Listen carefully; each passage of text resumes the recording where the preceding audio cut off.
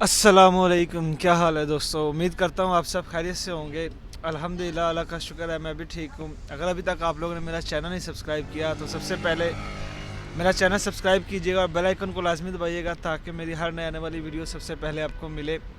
اس کے علاوہ احمد بھائی کے چینل کو بھی آپ نے لازمی سپورٹ کرنا ہے، لازمی سبسکرائب کرنا ہے۔ لنک جو ہے آپ کو ڈسکرپشن میں مل جائے گا۔ گلوبل تھنکر کے نام سے چینل ہے۔ احمد بھائی بہت زبردست، بہت ہی اچھی ویڈیوز بناتے ہیں، خاص کر اسٹوڈنٹس کے لیے۔ آج کل جو اسٹڈی کرنا چاہتے ہیں ترکی میں، اس کے اوپر بہت ساری ویڈیوز بنا رہے ہیں آج کل۔ تو آج کا جو ٹاپک ہے نا وہ یہی ہے کہ جو یہاں پہ اسٹڈی کرنے آتے ہیں ان کو کیا کیا چیزیں اپنے ذہن میں رکھنی چاہیے، خاص کر وہ والے اسٹوڈنٹس جو ایراسمس پہ یہاں سے ترکی سے آگے یورپ کی طرف موو کرنا چاہتے ہیں، ٹھیک ہے؟ تو احمد بھائی بھی ایراسمس پہ جا رہے ہیں، تو آج کے جتنے بھی سوالات جوابات ہوں گے نا وہ اسی سے ریلیٹڈ ہوں گے۔ سب سے پہلے تو احمد بھائی ویلکم دوبارہ سے۔ تھینک یو جناب عادل بھائی، آپ نے دوبارہ سے جو ہے مجھے اپنے چینل پہ دعوت دی اور میں یہاں پہ حاضر ہوا ہوں، تو کریے سوال کریے، میں آپ کو جواب دیتا ہوں۔ جی جی ضرور۔ تو احمد بھائی یہ بتائیں، پہلے جب آپ پاکستان میں تھے، مطلب اس ایکسچینج پروگرام کا آپ کو پہلے سے آئیڈیا تھا کہ میں نے اتنے سال جو ہے ترکی میں اسٹڈی کرنی ہے، اس کے بعد میں نے ایکسچینج پروگرام کے لیے جانا ہے؟ تھوڑا اس کے بارے میں بتائیں ذرا۔ عادل بھائی، میں جب فرسٹ ٹائم پاکستان سے ترکی آیا تھا تو اس ٹائم جب میں مطلب آیا ہی تھا تو یہ چیزیں میرے ذہن میں تھیں، مطلب کچھ نہ کچھ پتہ تھا۔ ہاں، مجھے پتہ تھا کہ یہ ایراسمس پروگرام ہے اور اس کو ہم یوز کر سکتے ہیں، لیکن اس کو حاصل کرتے کرتے 4 سال لگ گئے۔ چلے دیکھیں، صبر کا پھل میٹھا ہوتا ہے، اسی لیے تو کہا جاتا ہے، مثال بنی ہوئی ہے جیسے کہ۔ تو ابھی آپ نے مطلب کتنا ٹائم لگایا، مطلب ٹیسٹ وغیرہ دیا، 4 سال پوری اسٹڈی کمپلیٹ کی اپنی یونیورسٹی کی؟ کیا کیا تھوڑا اس کے بیچ کا جو اپنا دورانیہ اسٹوری کی ذرا بتائیں۔ اصل میں عادل بھائی، میں جب فرسٹ ٹائم آیا ہوں تو فرسٹ ٹائم آپ کو پتا فرسٹ ایئر ہوتا ہی لینگویج کا ہے، ٹھیک ہے؟ وہ ایجوکیشن کے اندر کنسیڈر نہیں ہوتا، ٹھیک ہے؟ پہلا نہیں ہوتا۔ ہاں، اس کو نہیں کنسیڈر کرتے، اس کو آپ بالکل علیحدہ سے رکھ دیں۔ اس کے بعد جب فرسٹ ایئر میرا سٹارٹ ہوا تو فرسٹ ایئر کے اندر ہی مطلب جب فرسٹ سمیسٹر تھا تو مجھے درمیان میں پاکستان جانا پڑ گیا، ٹھیک ہے؟ ابھی وہ میرا سمیسٹر چل رہا تھا تو مجھے پاکستان جانا پڑ گیا، جس کی وجہ سے وہ میرا سمیسٹر جو ہے نا وہ مطلب نا اس میں 2-3 سپلیاں آ گئیں، جس کی وجہ سے میرے مارکس کم ہوئے، گریڈ کم ہوئے۔ جب گریڈ کم ہوئے تو میں ایراسمس کے لیے اپلائی نہیں کر سکا، ایلیجیبل نہیں ہو سکا۔ اس کا بھی ایک کرائیٹیریا ہے۔ ہاں، اس کا ایراسمس کا ایک کرائیٹیریا ہے جس پہ میں پورا نہیں اترا، تو اس کی وجہ سے جو ہے وہ میرا فرسٹ ایئر اس طرح ضائع ہو گیا، ٹھیک ہے؟ اصل میں ایراسمس کا پہلے میں ایک دفعہ بتا دوں، تعارف کروا دوں، ٹھیک ہے؟ ایراسمس جو ہے نا ایکسچینج پروگرام ہے، ٹھیک ہے؟ اور ایسا ایکسچینج پروگرام ہے جو صرف اور صرف یورپ کے اندر جتنے کنٹریز ہیں، جو یورپ ایز اے جغرافیکلی جو یورپ ہے اس کے اندر جتنے کنٹریز ہیں ان کے درمیان ایک ایکسچینج پروگرام ہے، ٹھیک ہے؟ جس کے اندر ترکی بھی شامل ہے۔ ترکی حالانکہ شینجن میں شامل نہیں ہے، اسی طرح البانیہ ہے، اسی طرح بوسنا ہے، ہرسک ہے، اور مطلب اور بھی کافی کنٹریز ہیں، بلغاریہ ہے، جو شینجن کے اندر شامل نہیں ہیں لیکن یورپ کے اندر شامل ہیں۔ تو یہ سارے کنٹریز جو ہیں یہ اس ایکسچینج پروگرام کے اندر شامل ہیں، مطلب آپ یہاں سے ان کنٹریز کے اندر جا سکتے ہیں، جرمنی میں، فرانس میں، اسپین میں، ناروے میں، اٹلی میں۔ پہلے یو کے بھی تھا لیکن اب یو کے کیونکہ نکل گیا تو اس وجہ سے بعض یونیورسٹیز جو ہیں وہ ایکسیپٹ نہیں کرتی ہیں یو کے کی، لیکن اوور آل یہ ایک میپ میں نے آپ کو دیا ہے جس کے اندر آپ کہیں بھی کسی بھی یونیورسٹی میں، جس یونیورسٹی کے ساتھ آپ کی یونیورسٹی کا کانٹریکٹ موجود ہے آپ اس میں جا سکتے ہیں، ٹھیک ہے؟ یہ ایک مختصر سا اس کا تعارف ہے۔ تو احمد بھائی یہ بتائیں کہ یہ جو ایراسمس پروگرام ہے اس کا کیا کرائیٹیریا ہے نارملی جو نئے آنے والے ہیں ان کو، تاکہ ہیلپ فل ہو سکے کہ وہ کیا چیزیں اپنے ذہن میں رکھیں؟ جیسے آپ نے بولا کہ آپ کا بھی 1 سال ضائع ہو گیا، مارکس سپلی وغیرہ آ گئی مارکس کی وجہ سے، تو وہ تھوڑا ایک ایکسپلین کریں۔ اچھا، اس کے اندر جو ہے کہ اس کا کرائیٹیریا جو ہے وہ کوئی زیادہ مشکل نہیں ہے، کوئی زیادہ اس میں نا وہ نہیں ہے کہ آپ کو سمجھ نہ آئے یا آپ جو ہیں وہ اس پہ پورا نہ آ سکے، کوئی ایسی بات نہیں ہے، ٹھیک ہے؟ جسٹ سمپل سی بات یہ ہے کہ آپ جب آئیں، اگر آپ کسی بھی انگلش یونیورسٹی میں آ رہے ہیں تو یہ تو زیادہ بیسٹ ہے، آپ آئیں، فرسٹ سمیسٹر جو ہے وہ آپ کا اچھے سے اچھا ہونا چاہیے، ٹھیک ہے؟ فرسٹ سمیسٹر میں آپ کم از کم 3 GPA لے لیں، ٹھیک ہے؟ اور فرسٹ سمیسٹر میں لینا مشکل بھی نہیں ہوتا، ایزی ہوتا ہے، ٹیچر آپ کو زیادہ ہارڈ ورک نہیں دیتے، ٹیچر کو پتہ ہوتا ہے کہ نئے اسٹوڈنٹ ہیں، وہ ذرا آپ کو نا ایزی ریلیکس رکھتے ہیں، تو 3 GPA لے لیں، اور 3 GPA کی بیس پہ فوراً جو ہے وہ آپ نے ایراسمس کی جو اپلائی کرنے والی ڈیٹس ہیں ان کو آپ نے فالو کرنا ہے، ٹھیک ہے؟ وہ آپ کی جو بھی یونیورسٹی ہے اس کی ویب سائٹ کے اوپر ایراسمس علیحدہ سے ایک جو ہے نا وہ ویب سائٹ موجود ہوگی، وہاں پہ جا کے اسے فالو کرتے رہیں۔ ویسے جنرلی میں آپ کو بتا دیتا ہوں یہ تقریباً فروری میں اوپن ہوتا ہے اور فروری سے مارچ کے یہ 2 منتھ جو ہے نا یہ ان کے اپلائی کرنے کی ڈیٹس ہوتی ہیں. لیکن آپ جو ہے نا وہ جنوری سے اس کو فالو کرنا شروع کر دیں. ہر یونیورسٹی کا ایک علیحدہ جو ہے نا وہ سین ہوتا ہے. تو اوور آل اس کا یہ ہے. کرائٹیریا جو آپ نے پوچھا ہے, کرائٹیریا میں ذرا ایڈ کر دوں اس میں. 3 سے زیادہ جو ہے وہ آپ کا GPA ہونا چاہیے. اس کے علاوہ اس کے بعد جب آپ اپلائی کر سکتے ہیں اس میں, مطلب 3 میں اس لیے کہہ رہا ہوں کہ 3 والے لوگ سلیکٹ ہو جاتے ہیں. اس سے کم والے جو لوگ ہوتے ہیں اپلائی کر سکتے ہیں لیکن سلیکٹ ذرا کم ہی ہوتے ہیں, چانس پہ ہی ہوتے ہیں. ہاں ٹرائی کر سکتے ہیں. ہاں تو یہ مطلب اس کا منیمم کرائٹیریا. دوسری بات یہ کہ اس کے بعد وہ انگلش ٹیسٹ لیتے ہیں. ہمارے لوگوں کی انگلش اوور آل اچھی ہے پاکستانیز کی, مطلب جو یہاں پہ انگلش یونیورسٹیز میں پڑھے گا ان کی اچھی ہے, اتنی ماڑی نہیں ہوتی, وہ کلیئر کر دیتے ہیں آسانی سے.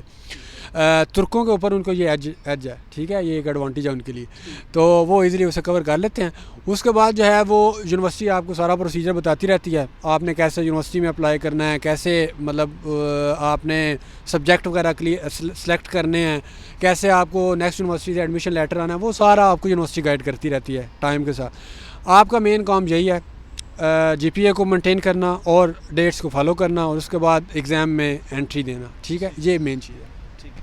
تو ایک اور چیز بتائیں ایراسمس کے حوالے سے ہمیں, کہ جو کوئی اسٹوڈنٹ آتا ہے, مطلب ظاہری بات ہے لوگوں کو پتہ ہی ہے ایراسمس کیا ہے, کہ کس یونیورسٹی میں جا رہے ہیں ان کو پتہ ہے کہ ہمارا یہ ایراسمس کا پروگرام ہے. تو اس میں کوئی ہے کہ وہ اپنی مطلب پورے 4 سال کی اسٹڈی پوری کرے, یا 2 سیمسٹر کے بعد ٹرائی کر سکتا ہے, یا پہلے سیمسٹر کے بعد بھی ٹرائی کر سکتا ہے؟ اس میں کوئی یونیورسٹی کی طرف کوئی روک تھام ہے, یا جب دل کرے وہ یوز کر سکتا ہے ایراسمس کو اپنے؟ اچھا, اس کے اندر یہ ہے کہ آپ فرسٹ سیمسٹر کے بعد اپلائی کر سکتے ہیں فرسٹ تھنگ, لیکن فرسٹ سیمسٹر یہ لینگویج کا نہیں ہے. یہ میں نے پہلے بھی بتایا کہ وہ ایجوکیشن کے اندر وہ کنسیڈر نہیں ہے ایجوکیشن کے اندر, ٹھیک ہے. ہاں, جب آپ کی یونیورسٹی پراپر شروع ہو جاتی ہے, ایجوکیشن آپ کی شروع ہوتی ہے, ڈگری اسٹارٹ ہوتی ہے, اس کے بعد آپ فرسٹ سیمسٹر کے بعد فوراً اپلائی کر سکتے ہیں. لیکن اگر آپ فرسٹ سیمسٹر میں نہیں اپلائی کر سکے تو سیکنڈ سیمسٹر کے بعد بہت تھوڑی یونیورسٹیز ہیں جو سیکنڈ کے بعد بھی اپرچونٹی دیتی ہیں, لیکن سیکنڈ کے بعد نہیں ہے. پھر آپ تھرڈ کے بعد اپلائی کرتے ہیں, مطلب 1 ایئر کے بعد آپ دوبارہ جو ہے وہ اسے اپلائی کر سکتے ہیں, ٹھیک ہے. اگر آپ کا فرسٹ چانس نکل گیا ہے تو اس کے بعد آپ نے 1 سال ویٹ کرنا ہے, ٹھیک ہے, وہی میرے والا سین ہے, ٹھیک ہے. تو اگر دوسرا سال بھی نکل گیا کسی وجہ سے, پھر آپ نے تیسرے سال کے لیے ویٹ کرنا ہے, ٹھیک ہے. تو اب میرے ساتھ ایسا ہی ہوا ہے. میں نے فرسٹ ایئر میں یہ کیا, میں پاکستان چلا گیا, وہ میں ایلیجیبل نہیں ہو سکا, چلا گیا. سیکنڈ ایئر میں نے دوبارہ اپلائی کیا, میں اس کے لیے ایلیجیبل تھا, میرا ایڈمیشن ہو گیا, میری یونیورسٹی سے لیٹر آ گیا, سب کچھ. اب میں ویزا اپلائی کرنے جا رہا ہوں, اوپر سے کرونا نازل ہو گیا, ٹھیک ہے. دوسرے ایئر میں, سیکنڈ ایئر میں یہ ہوا ہے, ٹھیک ہے, کہ میرا سب کچھ کلیئر ہے. اب جسٹ میں نے ویزا اپلائی کرنا تھا اور جانا تھا اس میں, تو ہوا یہ کہ اوپر سے کرونا نازل ہوا. کرونا جب جو ہی آیا تو اس کے بعد جو ہے وہ کام خراب ہو گیا, آپ کو پتہ. تو اس کے بعد ہم کچھ بھی نہیں کر سکتے, ٹھیک ہے. تو یہاں پہ ہم جو ہے وہ ذرا ویڈیو سٹاپ کرتے ہیں کیونکہ بھائی آ گئے ہیں, ان کو ذرا اچھا. دوسرے سال میں میرے ساتھ یہ مطلب ہوا کہ کرونا آ گیا, تو جس کی وجہ سے میں نہیں جا سکا. اب تیسرے سال میں پھر میں نے دوبارہ اپلائی کیا, ٹھیک ہے. ابھی تک کرونا جو ہے وہ ابھی تک موجود تھا, ٹھیک ہے, لیکن میں نے کوشش جاری رکھی. میں نے کہا یار کر دو, اپلائی کر دو, دیکھیں گے. نہیں, عمران خان کا میں بالکل بھی وہ نہیں ہوں, اس سے موٹیویٹ نہیں ہوں. اس کو آپ بالکل سائڈ پہ رکھ دو, مہربانی کر.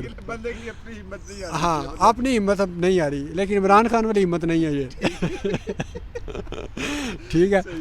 تو اس کے بعد ہوا کہ جناب کے تیسرے میں اپلائی کیا دوبارہ سے, تھرڈ ایئر میں, تو وہ پھر الحمدللہ ہو گیا. اور اس کے بعد پھر ویزا وغیرہ میں نے اپلائی کیا, تو ابھی الحمدللہ ویزا بھی آ گیا. تو ابھی جو ہے وہ میں جا رہا ہوں, میری کل کی فلائٹ ہے, تو انشاءاللہ جو ہے نا وہ اب دیکھتے ہیں کہ آگے کیا چلتا ہے ادھر جا کے.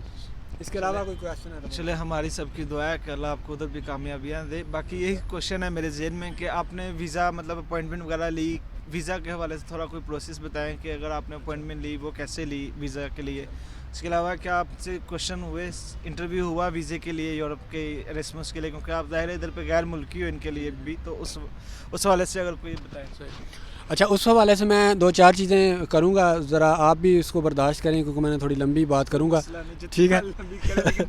لیکن یہ میں اس لیے جسٹ بتا رہا ہوں کہ جو بندہ بھی یہ ویڈیو دیکھے گا نا, اسے پوری بات کا نا اینڈ تک پتہ چل جائے گا, ٹھیک ہے, کہ ہوتا کیسے ہے اور کس طرح جا کے جو ہے نا وہ آپ کی فائل کو وہ دیکھتے ہیں اور کس طرح وہ اس کو ایکسیپٹ یا ریجیکٹ کرتے ہیں, ٹھیک ہے.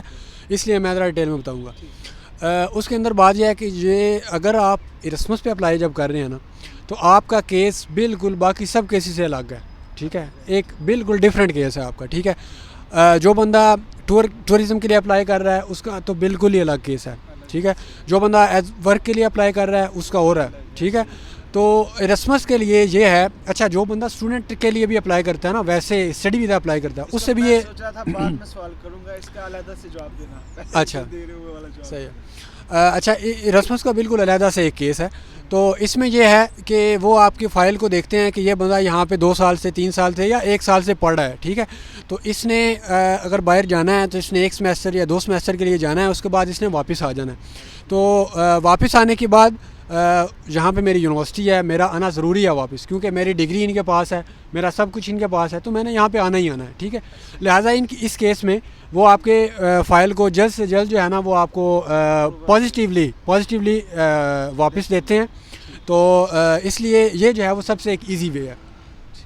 تو یہ بتاؤ کہ چلو یہ تو ایرسمس ایک خاص پروگرام ہو گیا, کچھ لوگ کہتے ہیں کہ ہم ادھر اسٹڈی کر رہے ہیں لیکن ایز اے اسٹوڈنٹ ہم ٹورسٹ ویزا اپلائی کرتے ہیں, تو اس پہ کیا چانسز آپ دیکھتے ہو, کیا اس کو مشکلات آ سکتی ہیں؟ یار جیسے میں نے آپ کو بتایا نا ابھی کہ یہ ایرسمس والی بالکل ایک الگ کیس ہے. ہاں, ٹورزم کا ایک ٹوٹلی ایک علیحدہ ہے. ایلیجیبل ہو گئے تو آپ کا 100% رزلٹ ہے. جی, جو وزٹر کے لیے بول رہا ہوں, ہاں, جو وزٹر جہاں پہ آتے ہیں نا اپلائی کرنے کے لیے, ان کا یہ ہے کہ ان کو یہ چیزیں ذہن میں رکھنی چاہیے کہ جو فائل پریپریشن ہے نا وہ ان کے لیے ایک دن ذرا پورا ایک ہیڈک ہے, ٹھیک ہے, ٹھیک ٹھاک سر درد ہے ان کے لیے. وہ آئیں گے, بینک اسٹیٹمنٹ بنائیں گے, ٹھیک ہے, اپنا کوئی نہ کوئی یہاں پہ شو کریں گے کہ میں یہاں پہ کیا کر رہا ہوں, ٹھیک ہے. وہ نہیں, جو اسٹوڈنٹ اسٹڈی کر رہے ہیں, مطلب کوئی اسٹوڈنٹ اسٹڈی کر رہا ہے, جی جی, وہ کہتا ہے کہ میں ویسے ہی اب سیمسٹر فری ہے میرا, میں پڑھ نہیں رہا کوئی بھی, مطلب یہ 1-2 مہینے فری ہوں, چھٹیاں ہیں, تو میں اس کے بہاف پہ ایز اے اسٹوڈنٹ کے بہاف پہ میں وزٹ کرنا چاہتا ہوں کسی کنٹری یورپ کو, اس کا تھوڑا کوئی گائیڈنس ہے. اچھا, اس کے حوالے سے یہ ہے کہ پھر آپ کو اپنے جو بینک بیلنس ہے نا وہ آپ کو اچھا بھلا شو کرنا پڑے گا, ٹھیک ہے, کہ آپ جو ہیں وہ اسٹرانگ ہیں, آپ کے پاس اتنے پیسے موجود ہیں کہ آپ کوئی بھی اور کنٹری جو ہے نا وہ ٹور کرنا چاہتے ہیں تو آپ کے پاس پیسے موجود ہیں. کیونکہ ہمارے ایرسمس کیس میں تو یہ ہوتا ہے کہ جو یونیورسٹی ہے ہماری وہ آپ کو فنڈ کر رہی ہوتی ہے, وہ اگر نہ بھی کرے نا تو وہ آپ کو لیٹر دے دیتی ہے کہ ہم آپ کو فنڈ کر رہے ہیں, تو امبیسی سے وہ ریکویسٹ کر دیتے ہیں کہ پلیز ان کو ویزا کر دیں, ٹھیک ہے, بے شک وہ نہ بھی فنڈ کر رہے ہوں تو وہ آپ کو لیٹر دے دیتے ہیں. لہٰذا آپ کو بینک اسٹیٹمنٹ کے پنگے میں نہیں پڑنا پڑتا. لیکن ظاہری بات ہے کسی بھی دوسرے کنٹری میں بینک اسٹیٹمنٹ بنانا ایک بڑا ایشو ہے. پاکستان میں آپ لے دے کے کروا سکتے ہیں یہ کام, لیکن یہاں پہ بہت مشکل کام ہو جاتا ہے, ٹھیک ہے. تو لیکن بینک اسٹیٹمنٹ اگر آپ بنوا سکتے ہیں, اچھی بنوا لی آپ نے, تو اسٹوڈنٹ آپ یہاں پہ اس کا ایک اچھا آپ کے پاس ایج ہے کہ آپ کو ویزا لگنے کے چانسز بہت زیادہ ہیں, ٹھیک ہے. اس میں یونیورسٹی سپورٹ کرے گی یا نہیں؟ اس صورت میں یونیورسٹی آپ کو میکسیمم یہ دے دے گی کہ اگر آپ سمر میں کر رہے ہیں تو کہ بچے کو 3 ماہ کی چھٹیاں ہیں, بچہ جو ہے وہ ہماری طرف سے ٹور کر سکتا ہے, 1 ماہ کا, 2 ماہ کا, 3 ماہ کا, ٹھیک ہے. لیکن علیحدہ سے اگر آپ سمیسٹر کے دوران اپلائی کرتے ہیں تو پھر یونیورسٹی آپ کو سپورٹ نہیں کرے گی, ٹھیک ہے. پھر یونیورسٹی بالکل اس سے جو ہے نا وہ کہے گی کہ بھائی آپ خود کر رہے ہیں تو آپ خود کریں, ہم اس میں آپ کو کوئی لیٹر دینے والے نہیں ہیں. چلیے, یہ آپ نے بہت اچھی بات بتائی ہے. اس میں یہی ہے کہ اسٹوڈنٹ خود اپنا ڈیوریشن دیکھے کہ کب چھٹیاں آ رہی ہیں, اس کے حساب سے پلاننگ کرے. تو امید ہے جو لوگ یہ پوچھتے ہیں, خاص کر اسٹوڈنٹس کے جو مطلب ایرسمس پہ نہیں جا رہے, مطلب وزٹ ویزا یہاں سے اپلائی کرنا چاہتے ہیں ایز اے اسٹوڈنٹ, ان کو یہ چیزیں خود سمجھنی چاہیے کہ ہم یہاں پہ بھی اسٹڈی میں فری ہو رہے ہیں یا نہیں. مطلب سمر کی چھٹیاں یا جو بھی ہیں, مطلب کوئی آپ کا جو ہے نا سیمسٹر نہیں چل رہا ہونا چاہیے, یہ کہنا چاہ رہے ہیں نا سیدھے. کوئی ایرسمس آیا, کوئی بھی آپ کا ایرسمس کیا ہے بار بار نکلی جا رہا ہے, کوئی آپ کا سیمسٹر اسٹڈی کرا کا نہیں چل رہا ہونا چاہیے. بالکل آپ فری ہونے چاہیے, چاہے وہ 1 مہینے کے لیے ہو, جتنا بھی ٹائم ہے اس کے لیے آپ گھومنے جا سکتے ہیں. احمد بھائی, اس کے علاوہ یہ بتائیں کہ جب آپ نے اپوائنٹمنٹ لے لی ادھر پہ, وی ایف ایس کے ذریعے لی یا کس کے ذریعے لی, پہلے تو مجھے یہ بتائیں ذرا. اچھا, جو اپوائنٹمنٹ کا سین ہے وہ یہ ہے کہ جہاں پہ آپ کی یونیورسٹی ہے یا جہاں پہ آپ رہ رہے ہیں, وزٹر کے لیے یہ ہوگا کہ وہ جہاں پہ رہ رہے ہیں, لیکن اسٹوڈنٹ کے لیے یہ ہوگا کہ وہ جہاں پہ اس کی یونیورسٹی ہے. اب میری یونیورسٹی دزجے میں تھی, تو دزجے جو ہے وہ استنبول اور انقرہ کے سینٹر میں ہے, ٹھیک ہے. تو مجھے انہوں نے 2 جو ہے نا وہ دی تھے چانس, آپشن دیے تھے کہ آپ استنبول میں بھی اپوائنٹمنٹ لے سکتے ہیں, انقرہ میں بھی لے سکتے ہیں, ٹھیک ہے. وی ایف ایس گلوبل کا استنبول میں بھی آفس ہے, انقرہ میں بھی ہے, ٹھیک ہے, اور بھی ڈفرینٹ کافی سٹیز کے اندر موجود ہے, ٹھیک ہے. تو میں نے استنبول کو سلیکٹ کیا کیونکہ میں استنبول میں زیادہ آتا جاتا تھا, تو میں نے کہا میں جہاں سے کرتا ہوں. آن لائن اپوائنٹمنٹ لی تھی, ٹھیک ہے, اور آن لائن اپوائنٹمنٹ لینے کے بعد جس دن میں نے لی ہے اس سے 2 دن بعد کی مجھے اپوائنٹمنٹ مل گئی تھی, ٹھیک ہے. تو میں نے سیدھا یہاں پہ آ کے جو بھی ان کے ڈاکومنٹ تھے وہ سارے VFS گلوبل کی ویب سائٹ کے اوپر موجود ہیں. آپ جس کنٹری کے لیے بھی اپلائی کرنا چاہتے ہیں وہاں پہ ڈاکومنٹ کی ڈیٹیل موجود ہے. آپ سارے ڈاکومنٹ وہاں سے دیکھ لیں کہ یہ چاہیے. اس میں مجھے نا انشورنس میں تھوڑی پرابلم ہوئی تھی کیونکہ وہ کافی کیٹیگریز کی ہوتی ہیں انشورنس, اور وہ آپ کو پتہ نہیں چلتا کہ آپ نے کون سی کروانی ہے. ٹھیک ہے, تو وہ پھر میں نے بار جو ہے نا وہ VFS گلوبل سے کانٹیکٹ کر کے ان کو کال کر کے ان سے کنفرم کی, ساری شرائط پوری کی, اور اس کے بعد جو ایرسمس والے اسٹوڈنٹ کے لیے ایک الگ سے انہوں نے بنائی ہوئی تھی انشورنس, پھر اس انشورنس کو جو ہے وہ میں نے بائی کیا. تو اس کے بعد جو ہے وہ میں نے فائل جا کے سبمٹ کروائی. چلے, یہ آپ نے بہت اچھا بات بتائی ہے, نالج میں اضافہ کر دیا کہ جو ایرسمس کے لیے اپلائی کر رہے ہیں ان کو انشورنس ایک خاص قسم کی چاہیے. اور مزے کی بات یہ ہے کہ VFS آپ کو پورا سپورٹ کر رہی ہے. تو اس کے بعد جب آپ نے فائل جمع کر دی VFS میں, اس کے بعد کوئی انٹرویو کے لیے کال آئی, کوئی سوال جو آپ کے لیے کچھ ایسا؟ ایکچولی جب میں نے یہ کی تھی, اچھا اس کے اندر نا میں ایک اور بات پہلے ایڈ کر لوں کہ ڈاکومنٹ باقی تو ٹھیک ہے, ساری فائل اس کے اندر موجود ہے. ایک چیز جو ہم فارنرز کے لیے ہے وہ یہاں کے آپ کی کملک ہے. ٹھیک ہے, یہ کملک ہونا بہت ضروری ہے. ٹھیک ہے, آپ کی کملک کا ویلڈ ہونا آپ کے واپس آنے کے بعد کم سے کم آپ کے واپس آنے کی ڈیٹ سے 3-4 ماہ بعد تک اس کا ویلڈ ہونا ضروری ہے. ٹھیک ہے, تو میری یہ شرط پوری نہیں تھی ہو رہی. ٹھیک ہے, ہاں یہ بھی ایک پرابلم تھا جس کی وجہ سے میں نے بہت لیٹ ویزا اپلائی کیا. ٹھیک ہے, ورنہ یہی ویزا میں آج سے 2 مہینے پہلے اپلائی کرنا چاہ رہا تھا, لیکن نہیں کر سکتا تھا کیونکہ میری کملک جو ہے وہ ایکسپائر ہونے جا رہی تھی. پھر میں نے یہ کیا کہ ابھی 2 ماہ پہلے جا کے کملک بنوائی, اس کملک کو اتنا زیادہ 3-4 ماہ زیادہ ایکسٹینڈ کروایا, اور اس کے بعد جو ہے وہ میں آ کے ویزا اپلائی کیا. اب جب میں نے فائل وغیرہ آ کے سبمٹ کروائی تو ادھر وہ فنگر پرنٹ وغیرہ لیتے ہیں سارا کچھ. ٹھیک ہے, وہ فنگر پرنٹ وغیرہ لے کے انہوں نے مجھے کہا کہ ٹھیک ہے اب آپ کا ہو چکا ہے اور آپ جائیں. میں نے اس سے ٹائم لیمٹ پوچھی کہ کتنی ٹائم لیمٹ, انہوں نے کہا کہ 14 ڈیز کے اندر آپ کو ہم بتا دیں گے. ٹھیک ہے, یا آپ کا پاسپورٹ آ جائے گا یا ہم آپ کو بتائیں گے کچھ نہ کچھ. اور ان کا ایک اور سسٹم ہے VFS گلوبل کا کہ آن لائن وہ آپ کو ایک کوڈ دے دیتے ہیں, وہ آن لائن آپ وہاں سے فالو کرتے ہیں اس کو. اچھا, میں اب فالو کرنے لگ گیا. مطلب ظاہری بات ہے جو بندہ اتنی دیر بعد کرتا ہے نا وہ تو ہر روز چیک کرتا ہے اس کو. ٹھیک ہے, کہ کوئی رزلٹ آ رہا ہے کہ نہیں آ رہا ہے, کہ کیا سین ہے. اب میں ہر روز چیک کر کے ای میل دیکھ کے ادھر دیکھ کے کوئی رپلائی نہیں. 14 کے 16 گزر گئے, 16 کے 18 گزر گئے, 18 کے 22 دن گزر گئے, کوئی رپلائی نہیں. میں نے ان کو کالیں شروع کر دی VFS گلوبل والوں کو, روزانہ کال. یہ بڑے تنگ آ گئے, انہوں نے میری ای میل کا جواب دینا بند کر دیا. ٹھیک ہے, تو اس کے بعد پھر انہوں نے کہا کہ جب امبیسی سے آپ کا رپلائی آئے گا تو ہم آپ کو بتائیں گے, اب ہمیں آپ مزید تنگ نہ کریں. ٹھیک ہے, پھر میں نے امبیسی کال شروع کر دی. امبیسی میں ڈائریکٹ میں نے 1-2 کالیں کی. تو امبیسی والوں نے کہا کہ آپ کی جو ہے نا وہ انڈر پروسیس ہے اپلیکیشن, تو ہم آپ کو بتائیں گے.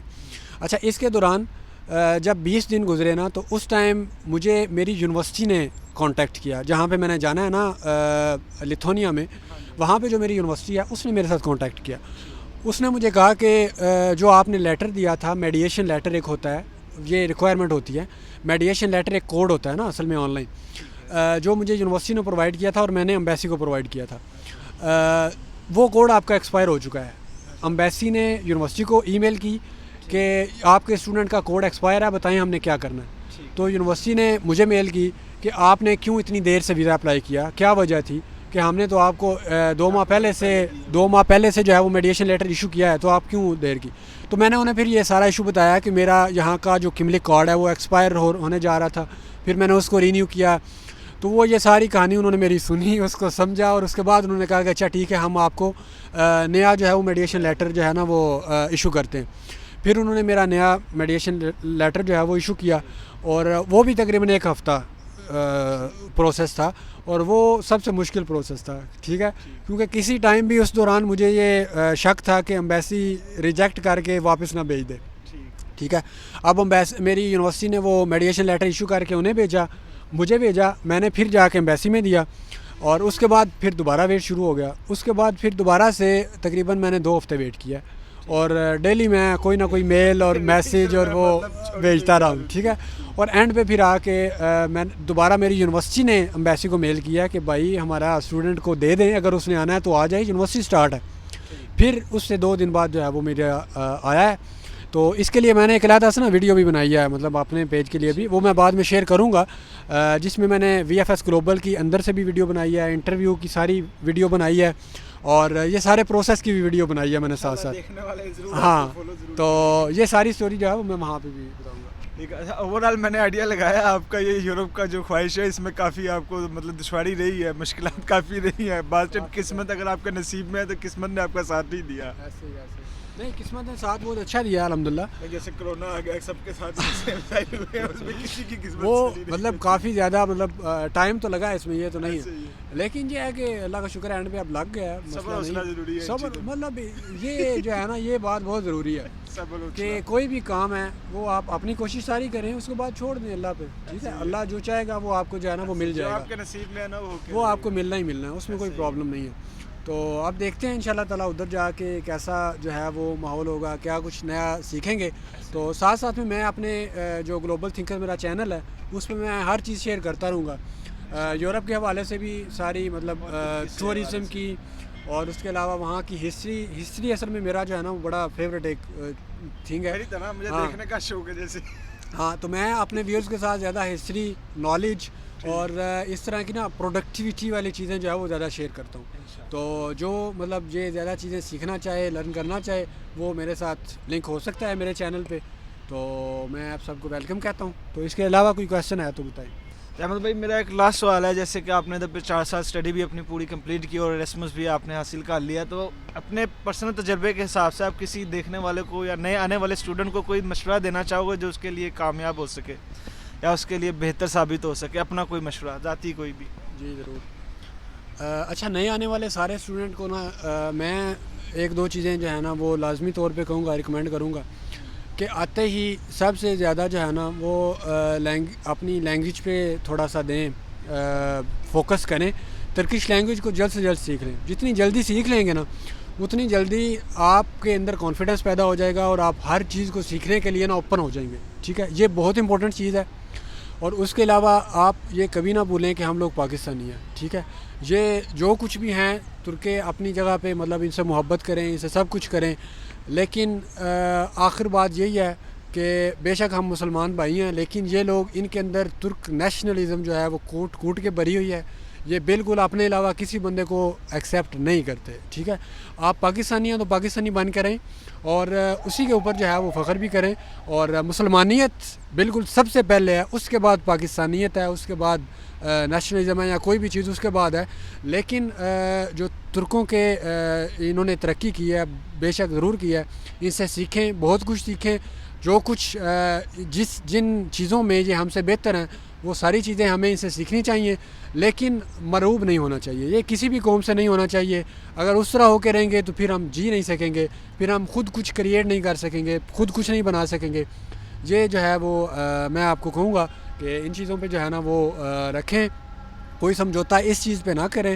تو انشاءاللہ تعالی میری دعائیں بھی آپ سب کے ساتھ ہیں کہ ہارڈ ورک کریں. ہم لوگ پڑھنے آئے ہیں اپنے ملک سے باہر, پڑھیں, لرن کریں, اس کو ٹائم کو جو ہے نا وہ ضائع نہ کریں.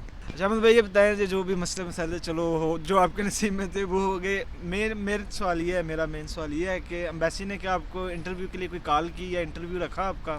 کیونکہ موسٹلی جو ہوتا ہے نا یہ لوگ مجھ سے بہت پوچھتے ہیں, چاہے وزٹ ویزا ہو, چاہے ایراسمس پروگرام ہو, کلچرل ویزا ہو, کچھ بھی ہو, کیونکہ انٹرویو لازمی ہوتا ہے پھر بھی. تو کوئی آپ کے ساتھ ہوا ہے سر؟ اچھا, ایمبیسی نے تقریباً 20 دن کے بعد جو ہے نا مجھے انٹرویو کے لیے کال کی تھی. ٹھیک ہے, میں انٹرویو پہ گیا تھا اور انٹرویو آن لائن ہوتا ہے, VFS گلوبل کے آفس میں ہوتا ہے ان کے لیپ ٹاپ پہ. وہ میں نے سارا ریکارڈ بھی کیا, وہ میں شیئر بھی کروں گا اپنے ویورز کے ساتھ. انہوں نے بالکل سمپل کویشچن پوچھے تھے کہ آپ کہاں سے ہیں, کیا کرتے ہیں, آپ کے والدین کیا کرتے ہیں, آپ کے بہن بھائی کیا کرتے ہیں. اصل میں وہ آپ کی فیملی بیک گراؤنڈ کو جاننا چاہتے ہیں, دیکھنا چاہتے ہیں کہ یہ اصل میں کون ہے, کہاں سے آئے ہیں اور کیا کرنے جا رہے ہیں. تو اس طرح کا ایک سمپل سا تھا, لیکن وہ سارا میں شیئر کروں گا اپنے ویورز کے ساتھ. ٹھیک ہے, باقی ویڈیو بہت لمبی ہو جائے گی, تو ان چیزوں کے لیے میں آپ کو یہی بولوں گا کہ آپ لوگ جو بھی دیکھنے والے ہیں احمد بھائی کے چینل کو لازمی سبسکرائب کیجیے گا, کیونکہ اسٹڈی کے حوالے سے انہوں نے ماشاءاللہ ادھر اپنی اسٹڈی بھی کمپلیٹ کیا ہے. تو آپ سب نے ان کے لیے دعائیں لازمی کرنی ہے, اور آگے جہاں یورپ جا رہے ہیں اس کے لیے بھی دعائیں کرنی ہے کہ وہاں بھی ان کے لیے کوئی مشکلات کا سامنا نہ, اللہ ان کی ہر منزل آسان فرمائے. तो बाकी इनके चैनल को मैं ज़रूर कहूँगा बार बार आपको कि लाजमी सब्सक्राइब कीजिएगा, लिंक जो है डिस्क्रिप्शन में मिल जाएगा। बाकी ये वीडियो आपको कैसी लगी कमेंट में अपनी राय का इज़हार लाजमी कीजिएगा, अच्छी लगी है तो लाइक लाजमी कीजिएगा और दोस्तों के साथ शेयर ज़रूर कीजिएगा और हमें दीजिएगा इजाज़त। इंशाल्लाह आपसे मिलते हैं अगली वीडियो में, तब तक के लिए अल्लाह हाफिज़।